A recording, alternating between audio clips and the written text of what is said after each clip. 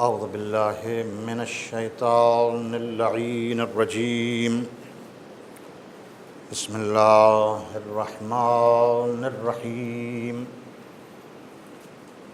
الحمد لله الذي هدانا لهذا وما كنا لنهتدي لولا أن هدانا الله وصلى الله على أشرف الأنبياء والمرسلين وخاتم النبيين وحبيب إله العالمين العبد المؤيد والرسول المسدد المصطفى الأمجد أبي القاسم محمد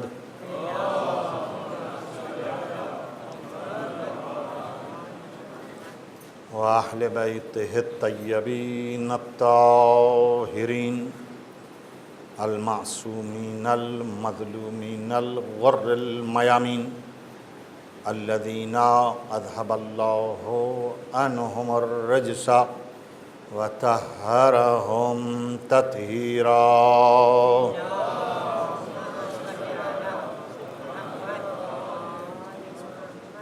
ولعنة الله على أعدائهم أعداء الله من الآن إلى قيام يوم الدين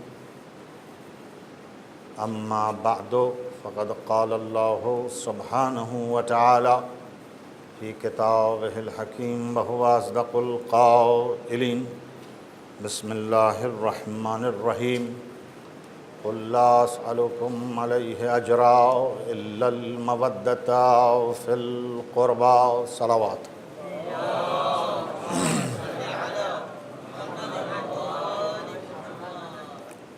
Respected mu'mineen, brothers and sisters, Assalamu alaikum wa rahmatullahi wa barakatuh. First of all, I'd like to extend our condolences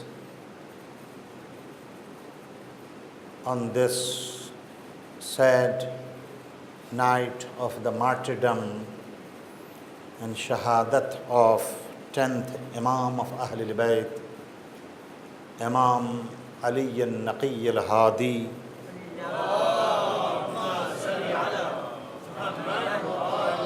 alayhi salatu wassalam, to his grandson, to Imam of our time, to our master and Mawla, Imam al-Zaman Hujjat ibn al-Hasan al-Askari,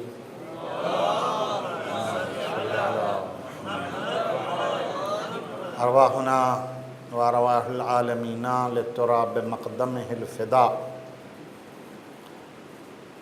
And Maraji al-Kiram, the grand Maraji,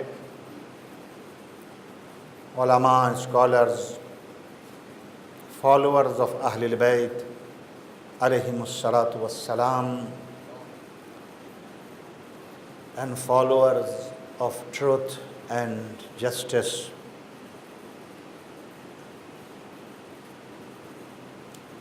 Imam Hadi alayhi salatu wassalam, who is the 10th Imam of Ahlul Bayt, is one of those Imams among A'immai Athhar that we seldom get opportunity or speak about his personality, his mission, his faza'il.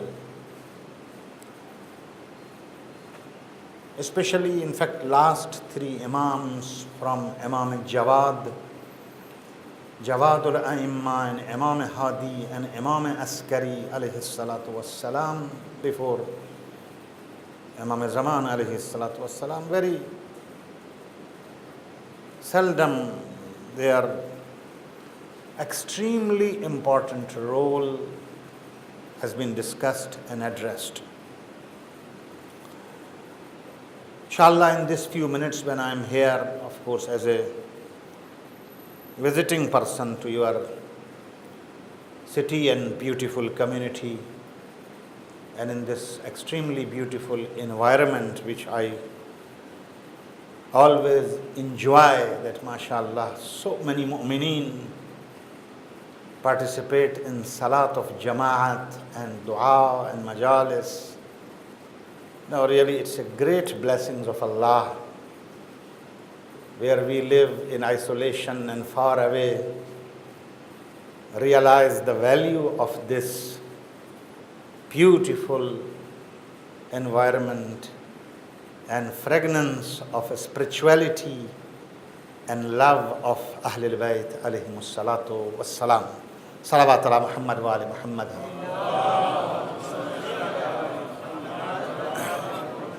May Almighty Allah subhanahu wa ta'ala reward you and increase your numbers and increase your commitment to this school, to this path of truth and haqq and Ahlul Bayt alayhimus salatu wassalam. MashaAllah, very good number of mu'mineen are present here. So let us recite all together a loud salawat ala Muhammad wa ali Muhammad.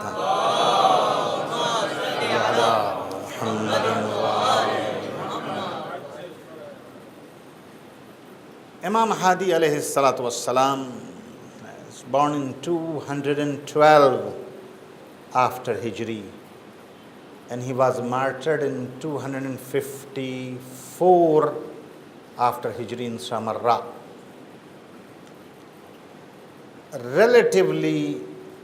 Relatively speaking, if we compare him to other Imams, he has longer spare of life. Even the duration of Imamat of Imam Hadi alayhi salam is also again relatively longer, 33 years. Imam Hadi, 8 years of age, became Imam. And then he was Imam of Shia and followers of Ahlul Bayt until 254 after Hijrah, when he was martyred by Abbasides. So he has a bit more time if we compare to other Imams alayhimus salatu wassalam. But at the same time, Imam Hadi lived in one of the most difficult eras.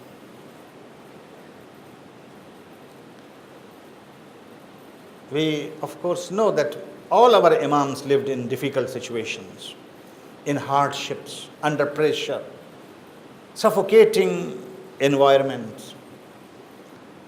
But when we look especially toward this Imam Hadi, I think the case is very, very difficult and situation is really severe. Imam Hadi's Imamat coincided with 6 Khulafa of Bani al-Abbas. But mainly the longest period, the 16 years period, was period of a ruler called Mutawakkil.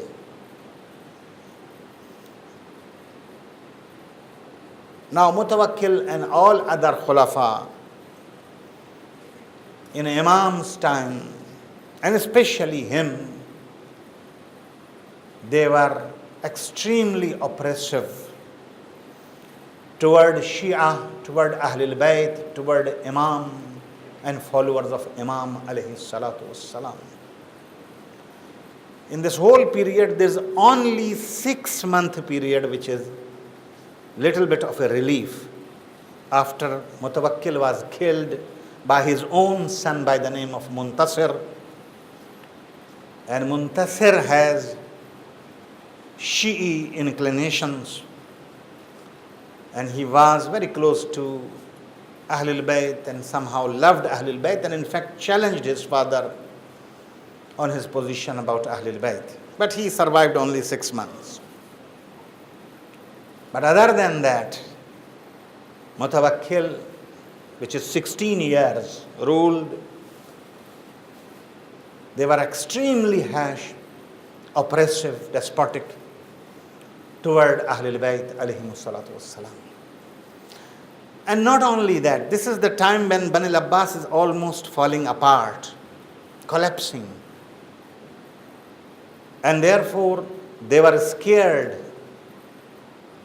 of any movement, of any opposition which can be threat to their power and governance. And they used to respond to any voice of dissent and opposition by crushing them in the most harsh manners. And their animosity toward Ahlul Bayt became very evident. And on the other side, they themselves also went to the highest level of corruption, luxurious, extravagant style of life, drinking, and so on, become part and parcel of their lifestyle.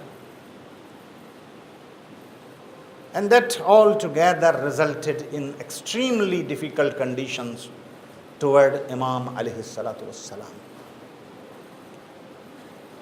I will inshallah in this few minutes try to little bit draw your attention, because there's so much to learn really from Imam Hadi alayhi salam. Sometimes when I compare really era of Imam Hadi and situation of Shia in Imam Hadi alayhi salatu wassalam's time, I feel that it has a lot of similarities with our times. And we have to really learn how Imam responded to these challenges and how he led this jama'at and this community of Ahlul Bayt alayhimus salatu wassalam in that stormy ocean of problems and challenges. I can tell you what was the situation of Imam Hadi's time. Tashayyu and school of Ahlul Bayt was grown. Numbers not very few. If we compare to Imam Zainul Abidin's time after Karbala, again it's a very difficult time. Power and government and state is extremely difficult with Shia. But number of Shia is very small. As Imam Shahadat himself says, that with Imam Zainul Abidin in Medina, 5 or 6 or few more Shias were left. But in case of Imam Hadi, Tashayyu and school of Ahlul Bayt was spread across the whole Islamic state, all the way to Egypt, Yemen, Nishapur, Khurasan, Iraq, Baghdad, Qom, Medina, and all other Madain, and so on, all the areas widely spread. But their center was, which was Medina, of course, under severe pressures. Imam alayhi salatu wassalam lived a very secretive life. I can give you a few examples to draw your attention to the situation in which Imam Hadi lived. There is a person by the name of Muhammad ibn Sharaf, walking in Medina, in the streets of Medina, comes to Imam alayhi salatu wassalam. Imam, before he says anything to Imam, Imam addresses him, "You are son of Sharaf." He said, "Yabna Rasulullah," "Yes, indeed, I am son of Sharaf." And he came with the intention of asking a question from Imam. Before he asks Imam a question, Imam goes ahead and says, "Don't ask now any question, there is another time to ask question." It shows there is Muhammad ibn Dawood al-Qummi, who is bringing khums and nuzur and gifts and other Islamic dues to Imam alayhi salatu wasalam. Imam writes to him, "Don't come. Leave all these ambal in a certain place. I will not be able to receive you." There is a great personality among the students of Imam Hadi by the name of Ibn Sikit. He is a student of Imam Jawad and Imam Hadi alayhi salam. Very interesting. He is a great scholar of Arabic language and literature. He has written books on Arabic literature. He is regarded even until today authority on Arabic literature. Very qualified academic personality among the students of Imam Hadi. Mutawakkil asks him to be teacher and murabbi and muaddib of his two sons. Probably Mutawakkil has suspicion about him that he is Shia or inclined towards Shia, but it was not open. So he asked him to teach his two sons. Among them is, of course, Muntasir. And he was teaching them and training them. And one day while he was busy teaching them, Mutawakkil entered the room and asked the question that, Ibn Sayyid, can I ask you a question? He said, yes. He said, these two sons of mine are better or Hassan and Hussein?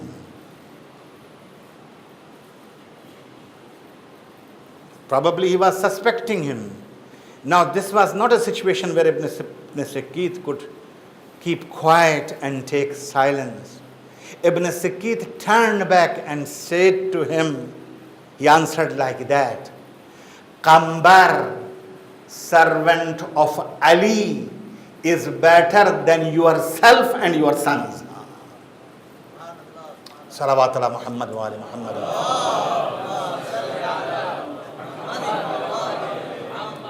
And then what happened to this Ibn Sayyid? Allahu Akbar. Right away, execution orders were passed. Allahu Akbar.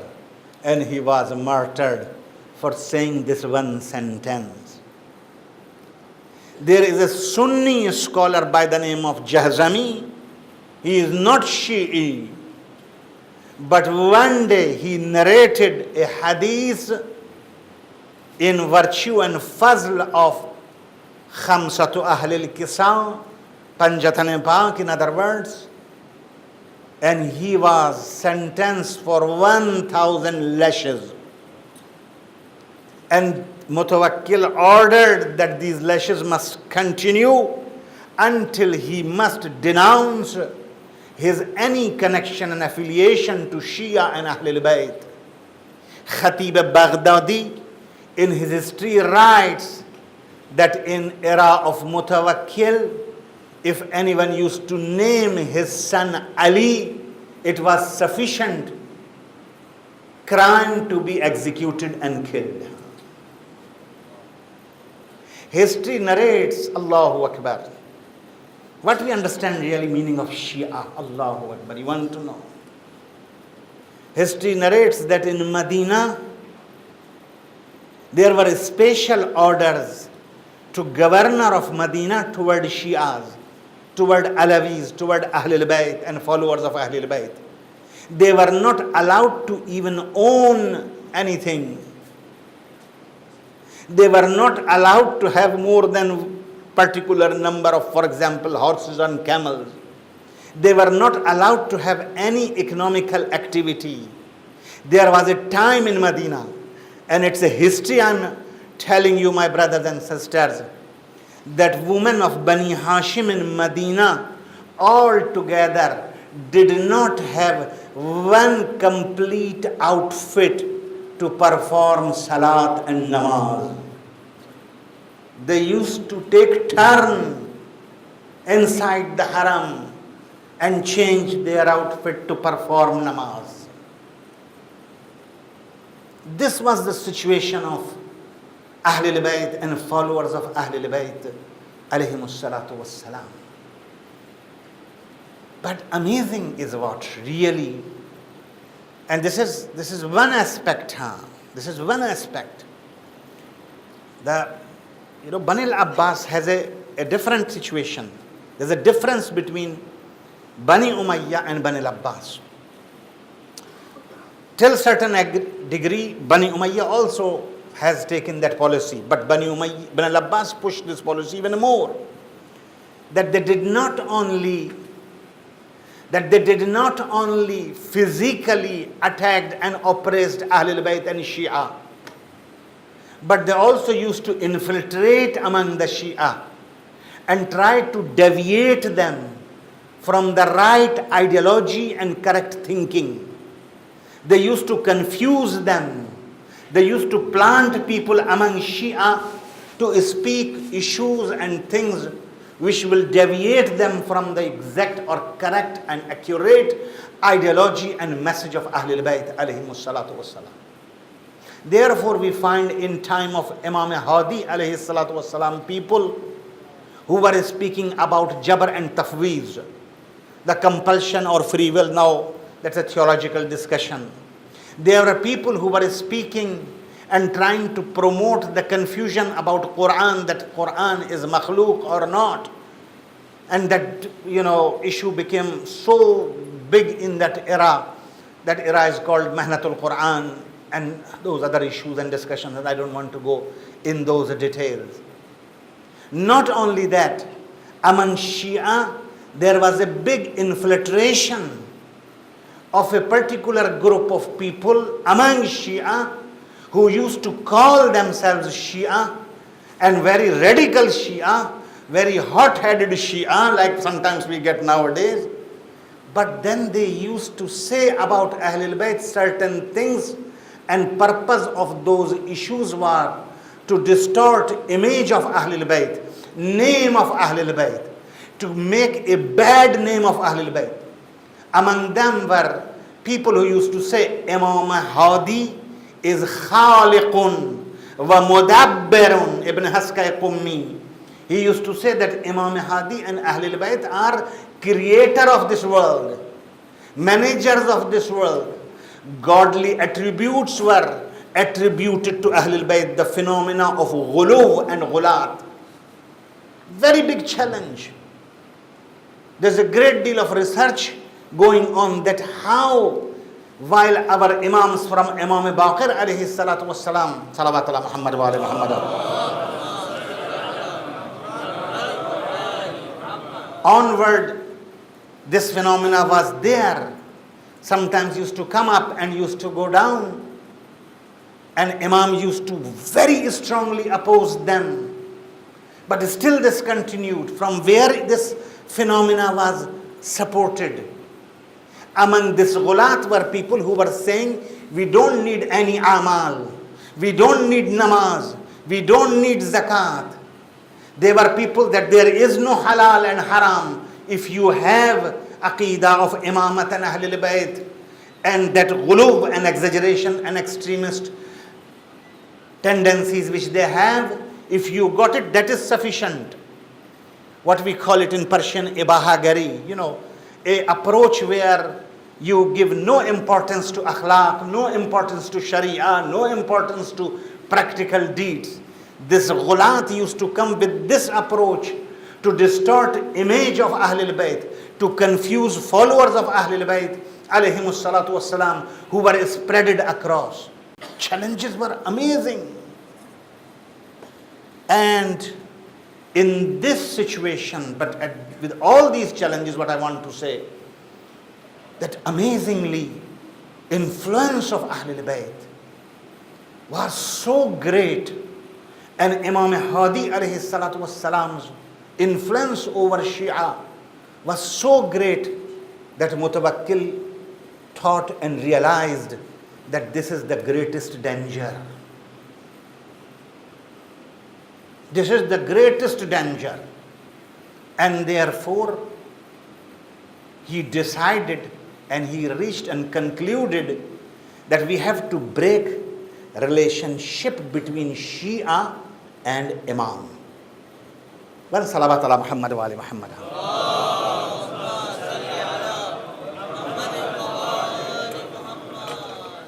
He reached to a conclusion that we should isolate Imam. My time naturally extremely limited. I would like to say that economical activity, the amount of khums used to come to Imam, Allahu Akbar. Imam Jawad alayhi salatu wassalam,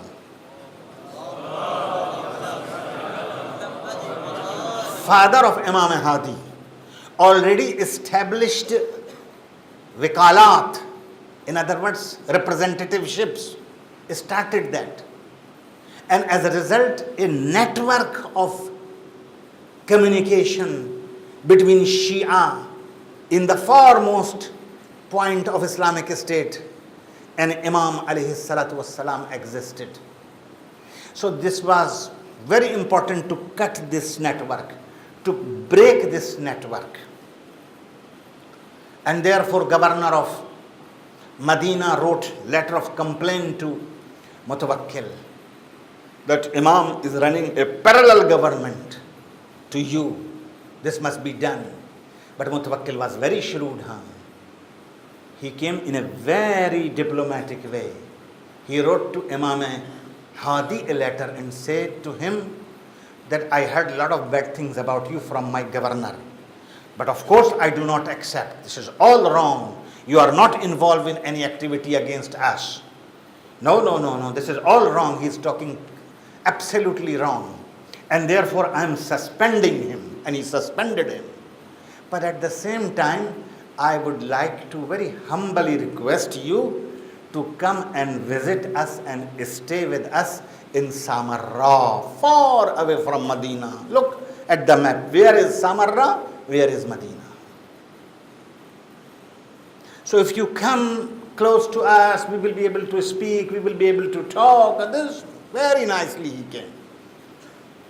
Imam Hadi realized what is the problem.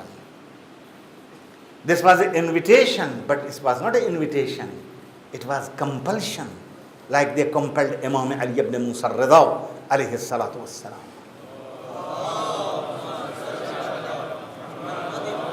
And Imam Hadi was compelled to leave Medina and go to Samarra. You know why these both Imams are called Askariyain? Imamain Askariyain. Why they are called Askariyain? Askar means Lashkar in Urdu. Askar means army. Now why they are called Askari? In fact, I think in Swahili, Askari is soldier, isn't like that? Salawat ala Muhammad wa ali Muhammad.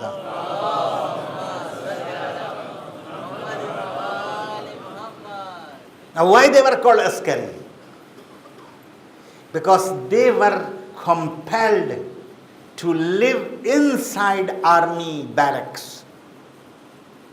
And therefore they were called Askari, Askariyain. And why they were compelled to live in army barracks?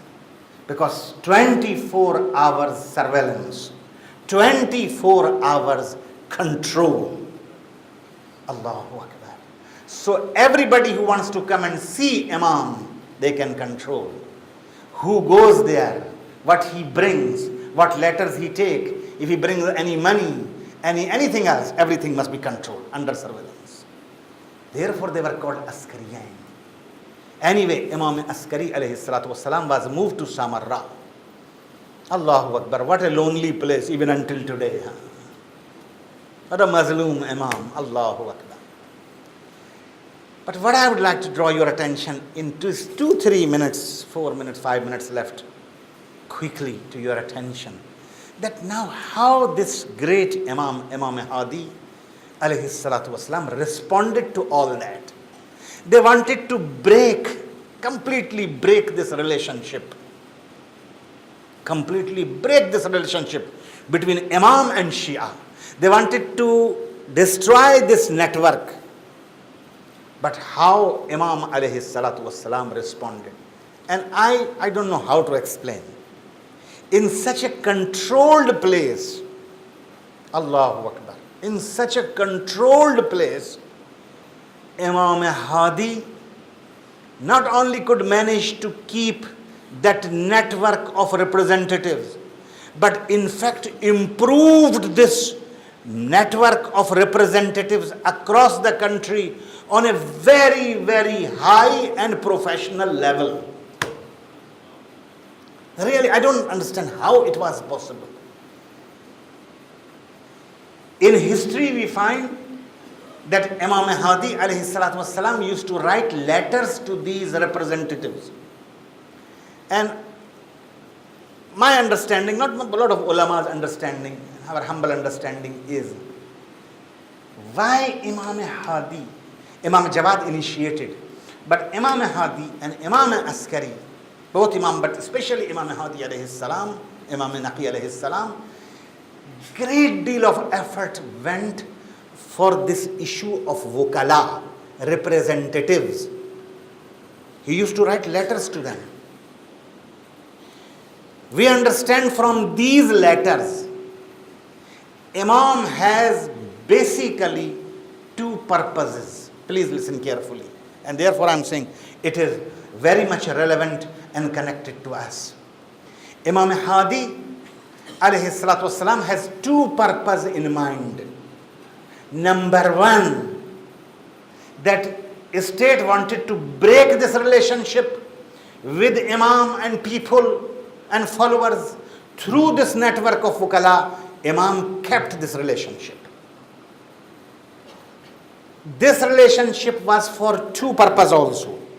Number one, for ideological issues. These people were responsible to lead people, to guide people. People used to ask fiqhi questions, aqidati question, ideological question, and these people, means representatives of Imam, they were responsible to answer to the people. That was very amazing. Number two, economical activity. From the letters which Imam wrote to them and the communication which was between them and conversation, we realized and we understand that these people were responsible to collect taxes, dues, khums, nuzur, hadaya for imams from the people. Very secretively, very much underground, but they used to do it. And amazing is this, really, Imam Hadi alayhi salatu wassalam, how he could manage to save Shia, Allahu Akbar, with this harsh opposition and crushing policy by Mutawakkil, Allahu Akbar. That Imam Hadi alayhi salatu wassalam was so particular about these representatives that if someone goes out of the line, he used to suspend them. Very important. We have letters saying that that person who is my representative in Baghdad, he is no more my representative. Please don't give him khums. Please don't ask him. Then the person who is suspended, Imam writes to him also letter and said, please don't exploit the situation. I am suspending you, yes, because there is a better person, more reliable person available. He will be the person. Don't you think it's something Imam is saying to us? Salawat ala Muhammad wa ali Muhammad.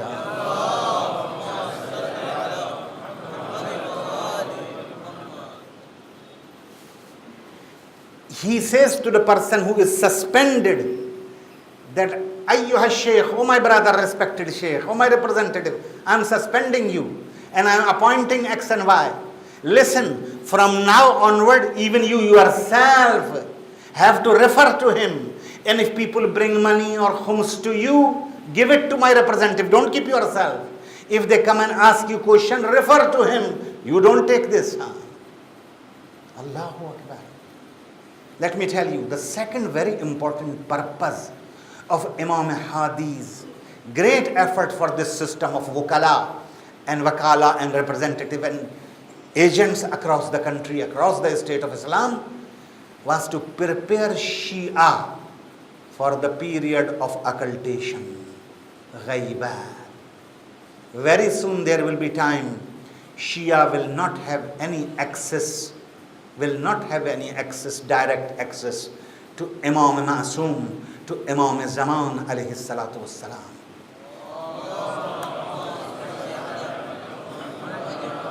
Shia must get used to it. This is something, we think that Fazail of Ahlul Bayt are confined in pulling Khaybar out. That is one fazilat, my brother.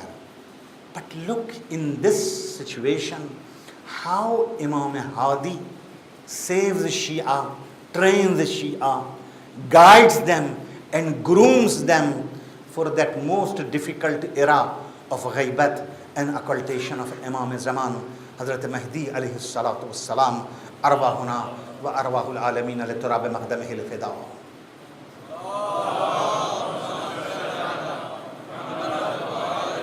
This is one issue, very important. Time is not enough to explain how Imam handled that. The second issue I would like to quickly draw your attention, the issue of Aqidah, the issue of thought. Allahu Akbar. In this most difficult condition and isolation, we find Imam Hadi amazingly guided Shia when it comes to Aqidah and thought.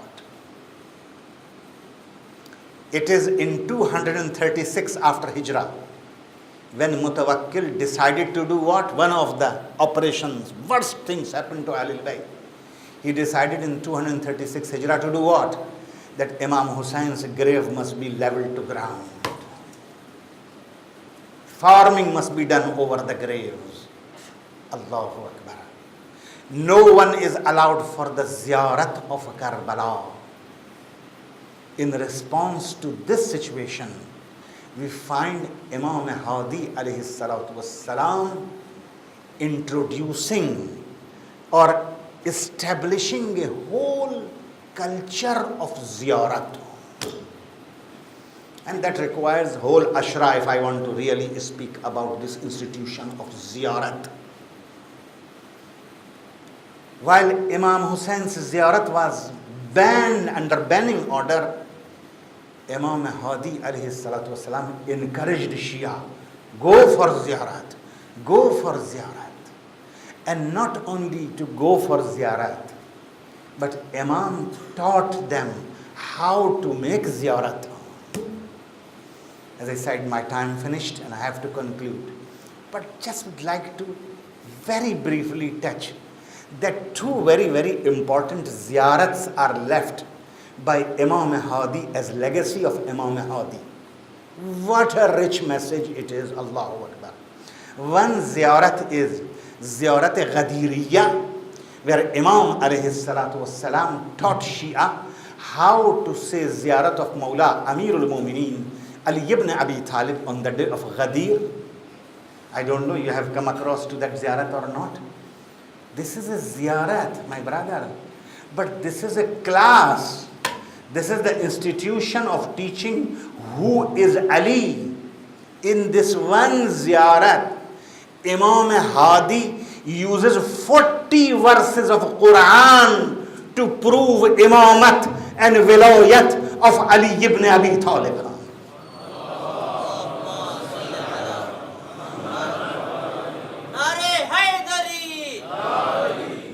Salawat ala Muhammad wa ali Muhammad.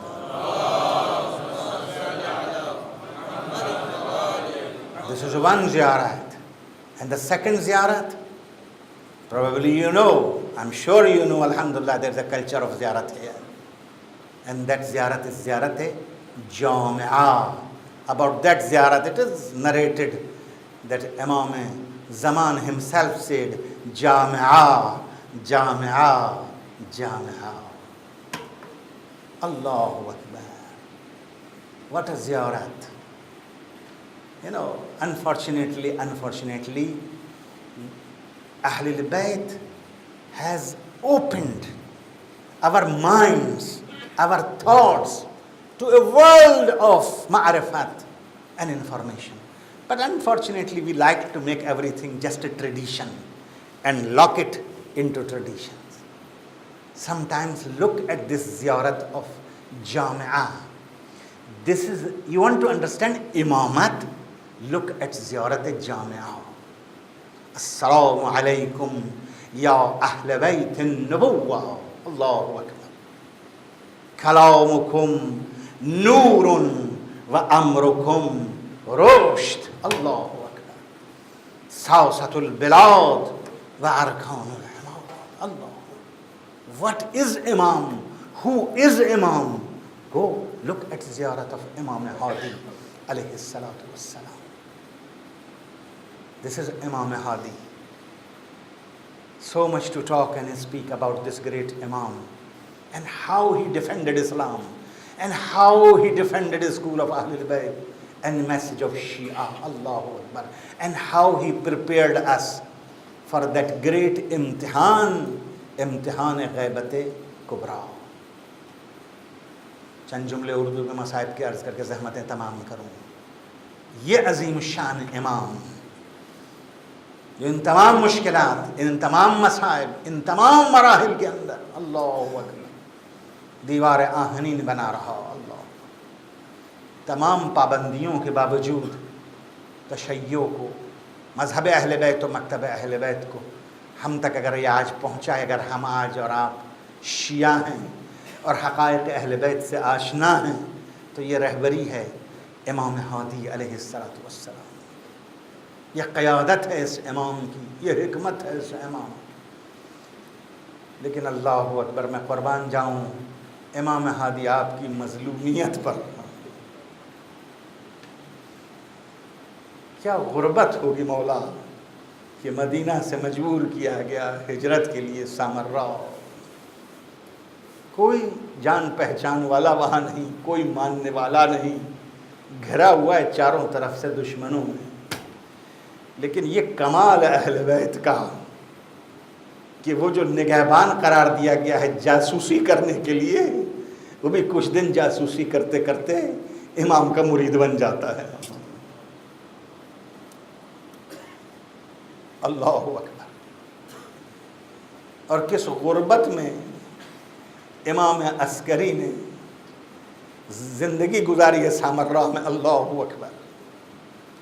اور اسی غربت کے عالم میں یہ تاریخ جسے ہم 3 رجب کہتے ہیں 256 ہجری، وہ دن آیا کہ جب زہر کے ذریعے اللہ اکبر امام ہادی کو شہید کر دیا گیا.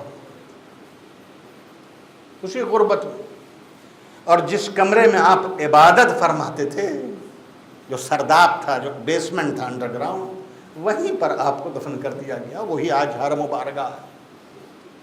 ایک جملہ عرض کروں آپ سے کہ اے کاش مظلومیت امام ہادی یہیں پر ختم ہو جاتی ہے. اور بھئی 1400 سال گزر گئے، لیکن نفرت اور دشمنی اہل بیت سے ختم نہیں ہوئی. یہ چند سال پہلے کا ذکر ہے. اللہ اکبر. آتے اس حرمین عسکرین کو آپ نے دیکھا کس طریقے سے بم سے اڑایا گیا ہے. کتنی نفرت ہے. اللہ اکبر. کبھی کبھی انسان، میں وقت اوور کر چکا ہوں آلریڈی، ہاں کیسے میں عرض کروں آپ کی خدمت میں، کبھی کبھی انسان سوچتا ہے کہ امام ہادی محصور تھے، پابند تھے، قید خانے میں تھے، بیسمنٹ میں تھے، کسی سے رابطے کی اجازت نہیں تھی. وقت نہیں ملا، ورنہ میں عرض کرتا ہر دوسرے تیسرے ہفتے مہینے یہ سپاہی آتے تھے، پورے گھر کو چیک کرتے تھے کوئی اسلحہ تو نہیں ہے، کوئی پیسہ تو نہیں چھپایا ہوا ہے. اللہ اکبر.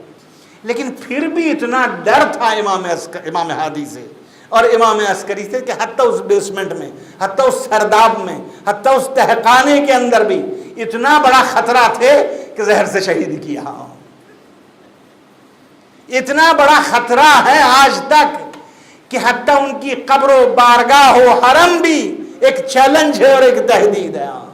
کبھی انسان سوچتا ہے شیعوں کی تعداد کیا ہے، شیعوں کے ریسورسز کیا ہیں، شیعوں کی پاور کیا ہے. کچھ بھی نہیں ہے دنیا کے مقابلے میں، لیکن آپ ہر طرف دیکھتے ہیں شیعوں کے خلاف علم بلند ہوتا ہے بغاوت کا، ظلم کا، ستم کا. کیوں؟ اس لیے کہ شیعہ چاہے کم ہوں، چاہے شیعوں کی تعداد کم ہو، لیکن اس پیغام کے اندر، اس میسج کے اندر ایک ایسی حقیقت چھپی ہوئی ہے جس سے ہر ایک کو ڈر ہے. حتیٰ قبر سے ڈرتے ہیں، حتیٰ بارگاہ ہو، حرم ہو، در و دیوار سے ڈرتے ہیں اہل بیت کی. اللہ اکبر.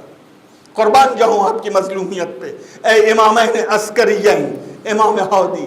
قربان جاؤں آپ کی غربت پہ کہ آج کتنی دفعہ ایسا ہوتا ہے کہ ہمارے زوار جاتے ہیں، بڑے آرام سے نجف چلے جاتے ہیں، بڑے آرام سے کربلا چلے جاتے ہیں، بڑے آرام سے حتی کاظمین چلے جاتے ہیں، مولا اماموں کو تو چھوڑیے، اماموں کے اصحاب جیسے کمیل کی بھی زیارت کر لیتے ہیں، لیکن جب سامرہ کا نام آتا ہے تو کبھی کبھی یہ ہوتا ہے کہ نہیں، ابھی سامرہ کے راستے نہیں کھلے۔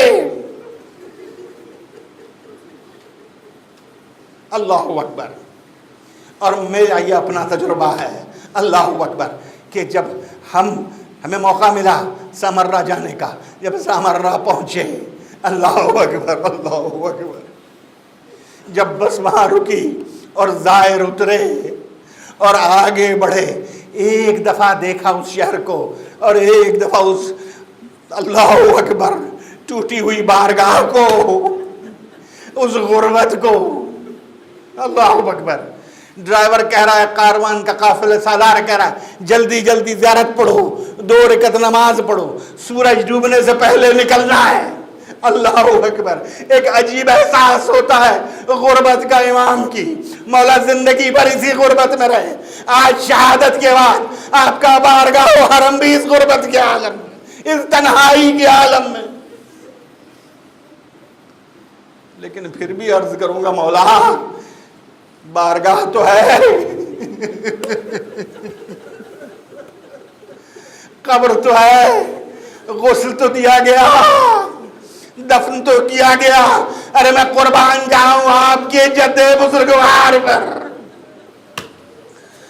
اب عبداللہ الحسین پر، کہ جب کربلا کے میدان میں آپ گھوڑے سے نیچے آئے، اللہ اکبر، تو کفن کی کہاں گنجائش تھی، دفن کی کہاں گنجائش تھی، احترام میت کا کیا تصور تھا، کہ کہتے ہیں کہ ایک مرتبہ کچھ گھوڑے دوڑائے گئے۔ الا لعنت اللہ علی القوم الظالمین سیعلم الذین ظلموا ای منقلب ینقلبون۔ اللہم انا نسألک وندعوک باسمک العظیم العظم العز الجل الاکرم بحق محمد وعلی وفاطمہ والحسن والحسین وبحق امامنا الامام علی النقی الہادی علیہ السلام۔ Let us recite 5 times Ayah Sharifah, Amma Yujib, for the shafa of all the marza'in, especially those who requested, especially one brother requested from Pakistan. Let us recite all together 5 times Ayah Sharifah, Amma Yujib, in this night of martyrdom of Imam Hadi, Imam Mazloom. Wallah grant shafa to all of them, inshallah. Bismillahir Rahmanir Rahim. Amma yujibul mudtarra iza da'ahu yakshifus su'. أما يجيب المضطر إذا دعاه يكشف السوء. أما يجيب المضطر إذا دعاه يكشف السوء. أما يجيب المضطر إذا دعاه يكشف السوء. أما يجيب المضطر إذا دعاه يكشف السوء. اللهم اشفهم والبسهم لباس العافية.